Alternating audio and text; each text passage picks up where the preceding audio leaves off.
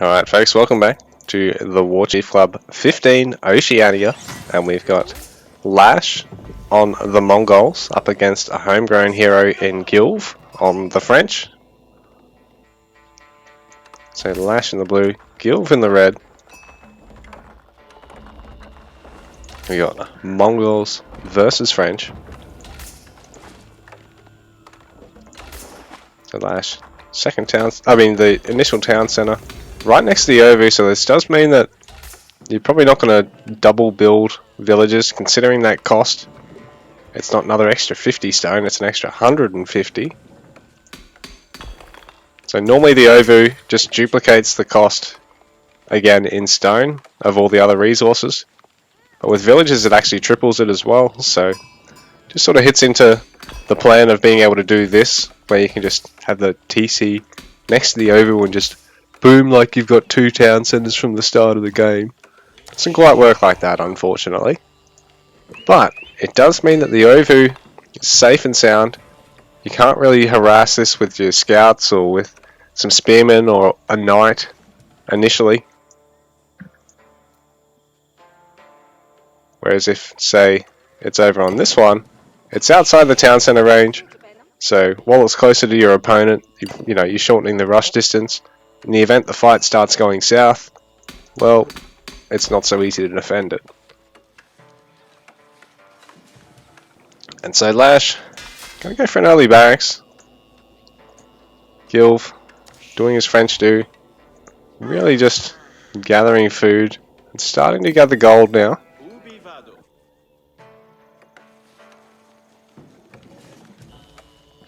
But LaSh is probably looking to try and tower up aggressively and try and deny the gold of the French player, or at the very least try and deny the wood and outlying food and gold sources.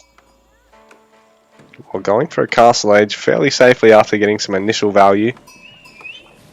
It's cool how the barracks is basically a big tent with a couple of towers in front of it.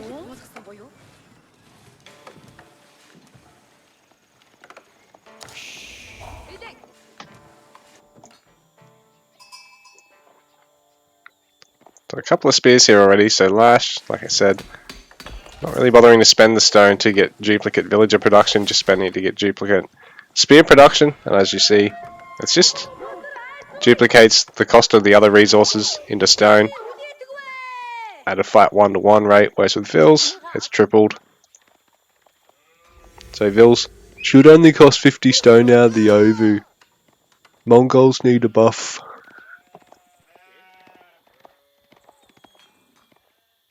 LaSh going to bring everything together, because if you can finish a tower here, you can garrison everything and make it very tough for Gilv to stick around on this gold mine. Bearing in mind, School of Cav is already finished. Well, I mean, it is already down, so when it finishes, there will be access to knights. Gilv already has 100 gold, so he can make that initial knight.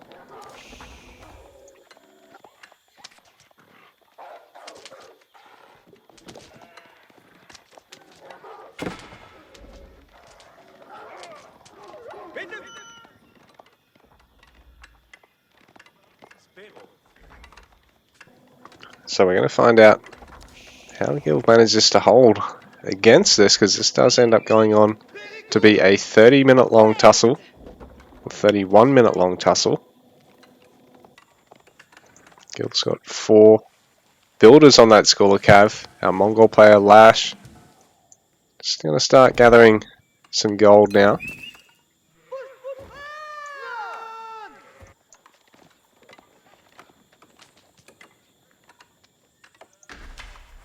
Single spearman being left behind in the tower just to deny gathering out of that gold vein. This way you don't have to worry about getting the arrow slits in placement once you get feudal straight away. And LaSh's feudal age is a little while away still. 3 gatherers on that gold mine now though.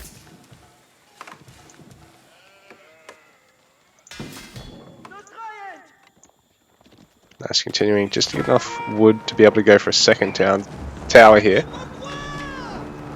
It's a lot of idle time lost for Gilv, but in the meanwhile, The tower is losing quite a lot of health. Gilv might lose a couple of vills for this. So LaSh going to be able to repair the tower. But it's going to mean that LaSh is going to have to spend a bit of wood in repairing the tower. He's now getting a pasture. Deer stones on the way. The deer stones at least going to mean you get the YAM network benefit. So not only will your cavalry be 15% faster, but so will every other unit around the towers. It's an impressive radius too, so if you can get another tower over here denying the wood, then on top of that you're also going to have an amazing movement speed buff around your opponent's base. You're going to be able to keep the pressure on. So Gilv now has a knight out in the field. A couple of archers as well. He doesn't want to fight directly under a tower if you can help it. But if you can snipe the Vil, then LaSh, a lot of this aggression becomes quite hard to pull off because it's really hard to reinforce with towers if you're constantly having to send villagers. Oh, so Gilv has seen the Vil. And it is only going to take a couple of hits to pick him off.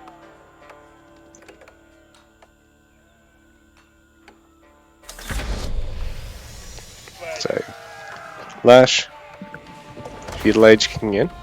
Deer stones is finished, like I said. Now, everything benefits from the YAM buff, but LaSh is going to leave the tower mostly full to try and wear down this archer count if he can. Ooh, he's not going to get that one there, but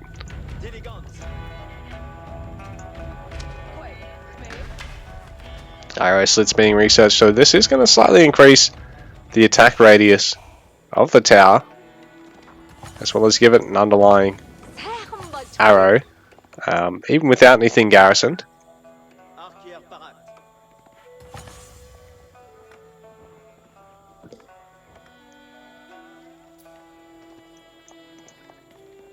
So Gilv, on the other hand, can look at figuring out what's going on in LaSh's base and seeing if he can hit maybe some of these wood gatherers, get a kill or two, or at least deny a fair bit of gathering without dropping his knight.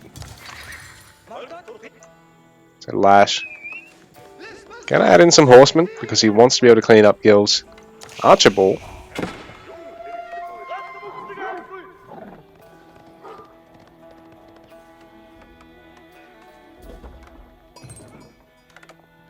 Oh, Gilv taking the long way around. He wants to try and hit LaSh's goal, but bearing in mind LaSh already has this tower, which has arrow slits as well. So LaSh, really nice garrison there, but Gilv going to try and work away at these villagers that can't fit in the tower. Oh, Gilv, careful! No! So Gilv dropping the knight there. Meanwhile, LaSh getting a good check of his base, just seeing what his French opponent's got right now. Gilv moving forward, picking off a couple of units there. One of the scouts going down, I believe. Or was that one of the horsemen? It was only a scout. That must have been a horseman, he's still got a scout.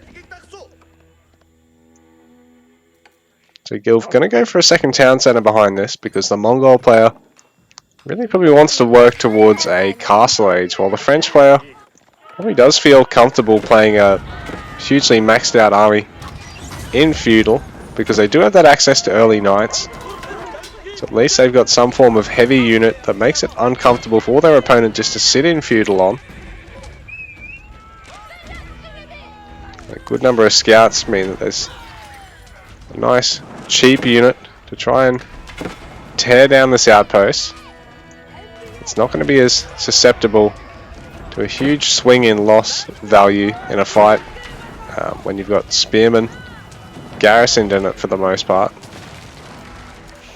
Bearing in mind Gilv been struggling to get some gold behind this. This is his main gold outcrop, and he did lose that initial knight of his, so Gilv going for second town center. He's really only just secured his gold mine once again, but he has fit in the second TC. He's got a good healthy count of scouts and bowmen here to ward off the horseman spear army of the Mongol player LaSh.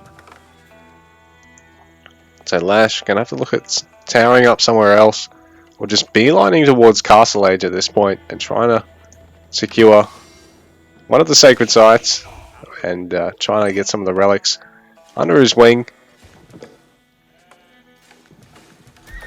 so he can get some archeries out or get some lances out.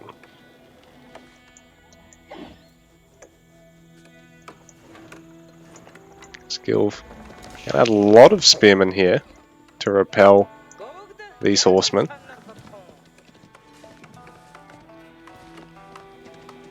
LaSh is pretty much got the resources for Castle Age now. So the beauty of Mongols is that by playing this style, even though you're going to have a fairly delayed feudal age, you often have an extremely fast Castle Age because they tend to play quite light on the military from this point until they get it. So Step Redoubt being thrown down.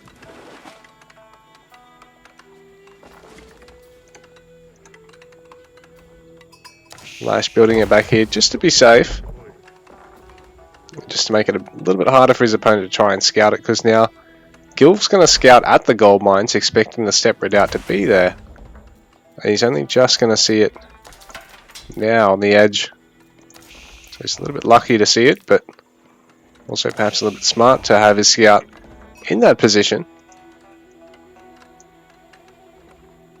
You know, sometimes having the more direct scouting path to your opponent is the more vital one. You'll actually catch raids or things being built in their base. If you take the long way around trying to scout every single resource, trying to scout out their back gold mine or something, you know, you're scouting out resources he's not going to be on for another 20 minutes. So LaSh's Castle Age kicking in, and even though he's only on the one town center, the Step Redoubt does mean he's going to get, you know, any number of villages on it are going to basically be working at 50% extra speed. It's like getting a HRE buff when you're not HRE, and that's OP. So Prayer Tent's been thrown down. Gonna see some Shaman, and I just love that sound, the Mongol building sounds when you click on them. So amazing.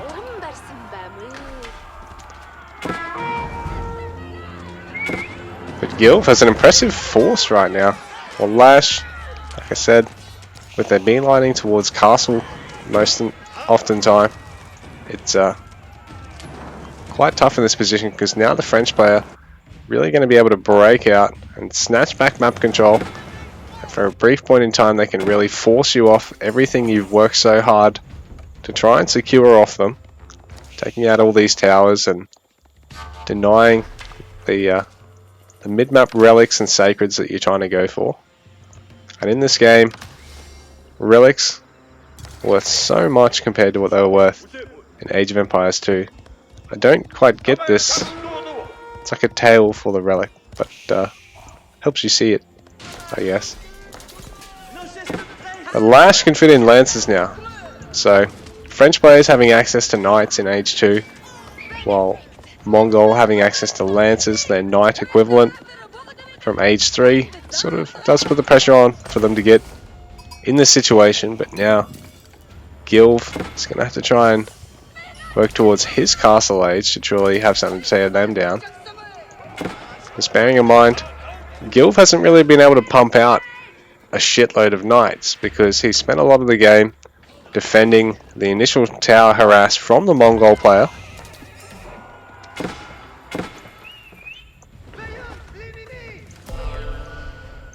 So relics under the possession of LaSh, while Gilv using his superior cavalry count to repel LaSh. He still has that bigger army, But for now, he's just trying to protect his investment. LaSh has been smart and applied the pressure around the map while he's been looking at taking all these relics. He's going to secure a pair of them now. And adding some man-at-arms along with his lancers. Suddenly, the French player is actually the one with less heavy armor units in the composition. And he doesn't really have anything to deal with a good number of man-at-arms right now. Like, I mean, there is only 3 man-at-arms for LaSh at the moment. He does only have the 1 barracks, but he's continuing to upgrade his infantry. He's getting that next veteran upgrade for his spearmen. And he's got a good number of them. So if these knights all fall, there's not really any direct counter for the man-at-arms of LaSh at the moment. But Gilv, in the meanwhile, has a good bow count, so as long as he can pick off the spears, which there is only a fairly minimal number of those at the moment. If he can pick off the spears, he can also really collapse on LaSh's army, take out the man-at-arms with the knights, and it's pretty much over from there. Because LaSh really on the back foot in terms of production for a little bit.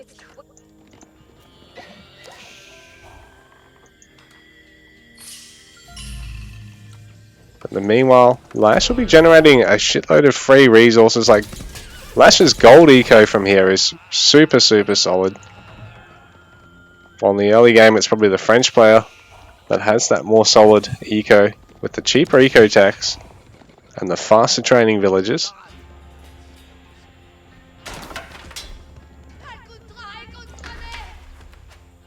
So we've already got a Springle Tower here from LaSh, so very smart of him to throw that up, because he'll be able to take this sacred site, make it extremely difficult for Gilv to get this finished, and Gilv really needs to cancel that tower, I think.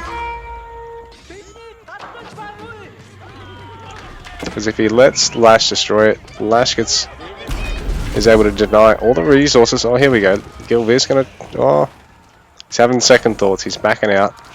And now LaSh is quite a hefty mixed force. He's got the double stables, double barracks production now. And he is going to be on 4 relics. While Gilv really only securing the one at the rear side of his base. Oh, and this has been rough. Gilv's been a little bit late on noticing that he could just have those villagers garrisoned in the tower. He's going to lose just about all of them, I think. Or all but one of them, which is extremely low. That's really rough for Gilv. And now LaSh is in a great position. But Gilv is Castle Age on the way, so he'll be able to level things out. He'll be able to add those ARBs out of his range. So these guys are like an improved crossbowman with a Pavis shield and a little bit of extra armor.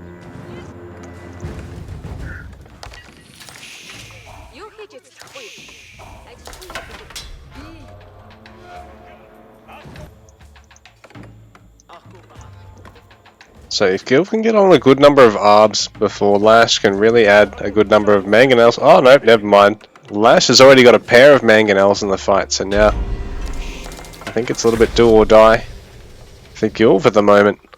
LaSh has that impressive score lead over him and is denying gathering around this bottom sacred site. He secured the middle sacred, and I mean he can always just look at tower creeping towards the top one as well. And then look at trying to harass Gilv from around the map. But Gilv, I mean, he is prepared. He's got towers on all of his food sources.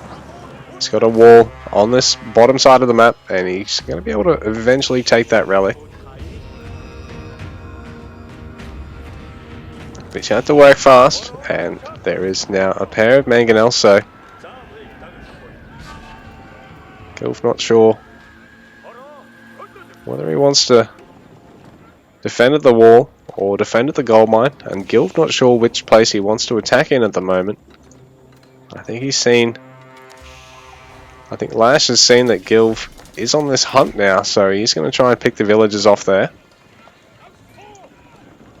The beauty of sending these lancers to go on raid, he's going to notice the main army is incoming, and it is going to buy him some time because Gilv's going to try and clean this up. So the villager's going to be able to evacuate. Ooh, that's a nice catch for the mangonels. That's really rough for Gilv. It's a great shot for LaSh. The pair of mangonels killing nearly all the bowmen right now. So now Gilv taking what would otherwise I think been quite a reasonable fight for him. Both the mangonels getting destroyed as well.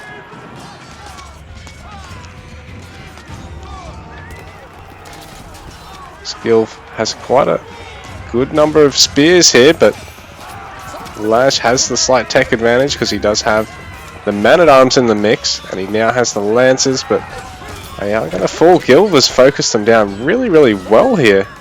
And the man-at-arms still left standing. And now most of the knights are fallen here for Gilv, so spear versus man-at-arms is a bit of a slow fight, but ultimately Gilv does walk away the winner of that fight, even with all of his archers just getting deleted. But I guess it served a purpose in the sense that it saved shots going down on his infantry, who are then able to pick off all the lancers and support the knights in killing the man-at-arms. So Gilv walking away the victor, but was it a bit of a Pyrrhic victory because LaSh is securing more gold mines, more sacred sites. He's going to go for the slow bleed over his opponent. No one's really got anything at the bottom side of the map, but there is now a shaman on the way, which is a Mongol monk. Fight's going on in the mid-map. Gilv can afford to keep, so he's going to try and squeeze one in here and really snatch back control of the mid-map. Ooh, he's not going to get the mangonel. It's a little bit rough because a lot of these arbs are going to go down when they take a bit of damage from it. So the mangonel not falling there. A really rough fight for Gilv and a great one for LaSh. LaSh almost 2,000 score ahead at the moment, denying Gilv's opportunity to go for a forward keep as well. Sacred victory potentially on the cards.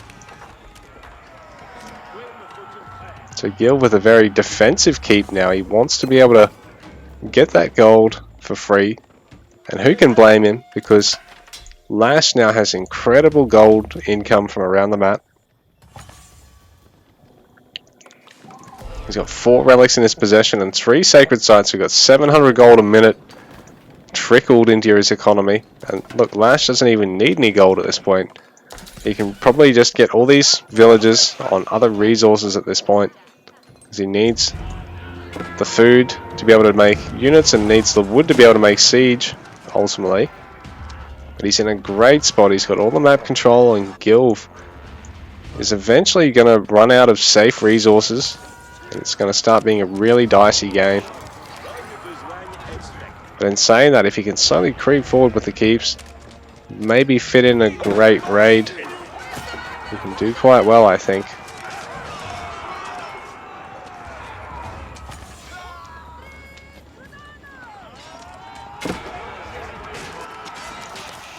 And bearing in mind, Gilv's really only down by about 10 population at the moment. It's nothing too drastic. If he can win a good couple of fights, he can really start securing some of these map objectives. Like if he can get some of these sacreds back and he can get control of this relic, he can really start catching up a little bit, I think.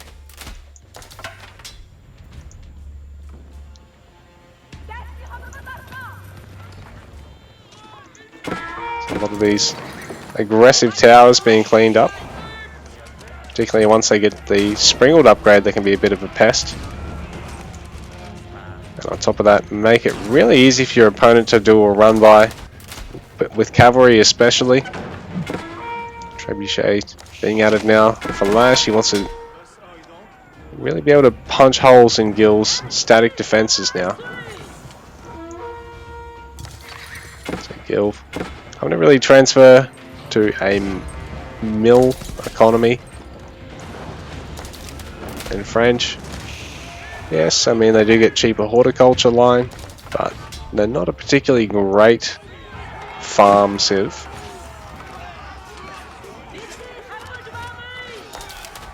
So LaSh streaming forward with tons in the bank at the moment. Gilv just having to make do with what he's got, but he's able to evacuate a lot of the villagers.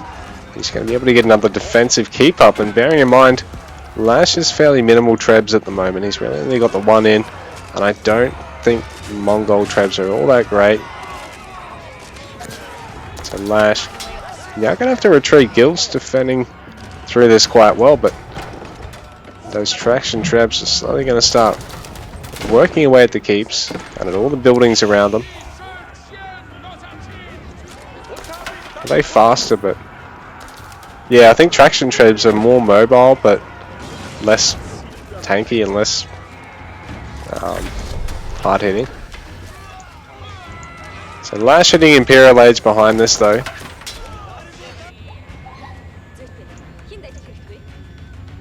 And Stupa going to mean that if he's got any production buildings around it, he's going to be able to pretty much spam whatever he wants. Oh, here we go. He's got all this production around the other Ovu, so he can really dump the stone into that or into his own keeps. Yeah, he might just even be saving up for a keep at this point. Oh, here we go. And he wants to Springald Tower all these resources, because if he can really restrict Gilv to only gathering in this part of the map. And look, there's no gold. There's really only just the wood and all of his farms. If we can deny this gold, it becomes super difficult for Gilv to make it out of here.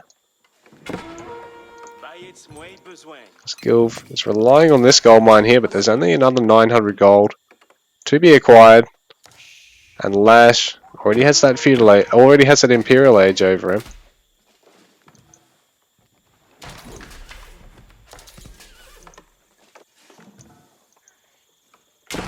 These Springald Towers making it a pain in the ass for Gilv to really gather wood safely from anywhere.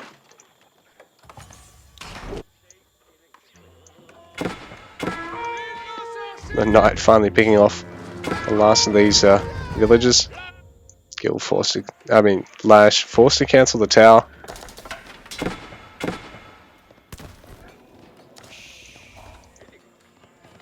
Gilv back up to 600 stone, but he's not gathering any from anywhere at the moment, so he can't quite go for another keep. This gold mine just about finishing up.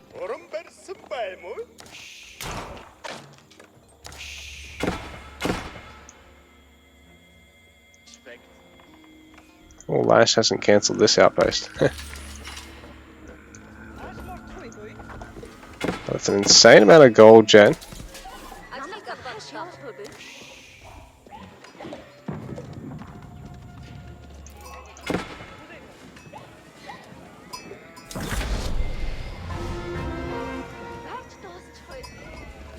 Is he generating a little bit of each resource with it?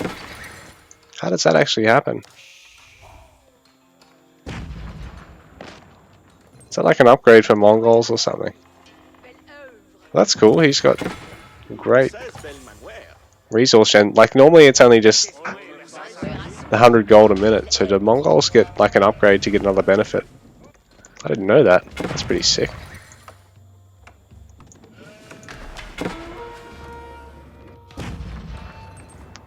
So yeah, LaSh is actually getting a bit of wood, food, and stone generated as well.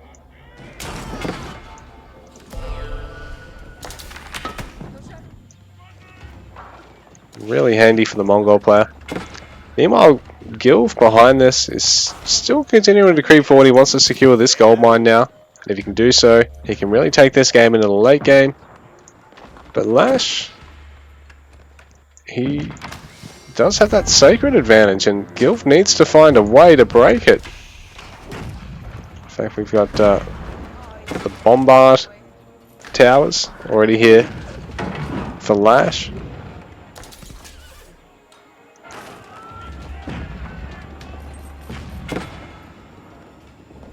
So Gilv, the pressure's on. He needs to find which one of these sacred sites he can break most easily, and there is a cannon tower being trained up at the top side as well.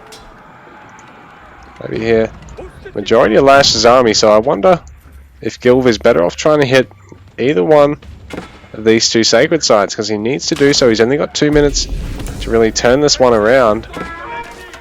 Otherwise, there is a default victory here for LaSh, because he's got 3 sacred sites in his possession. So LaSh gonna go for it now that a lot of the army of Gilv is at the top of the map. LaSh has really pushed Gilv into splitting up his army. Gilv's able to mount a really nice defense here. LaSh might have just a little bit too much over at the top side of the map, but he's definitely going to protect that sacred site right now. Well, over here, a lot of these towers aren't actually upgraded yet. These guys, these two here, not upgraded. Then, well, this one's a sprinkled tower, so there's really only the one cannon tower.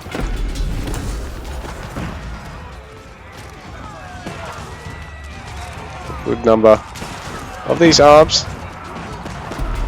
But I wonder if those Pavises are best off going up, considering there is crossbowman there for the Mongol player. Gilv, I think, overstayed in that fight, because LaSh now has a huge unit count advantage over him, and he's going to start getting these tower upgrades now.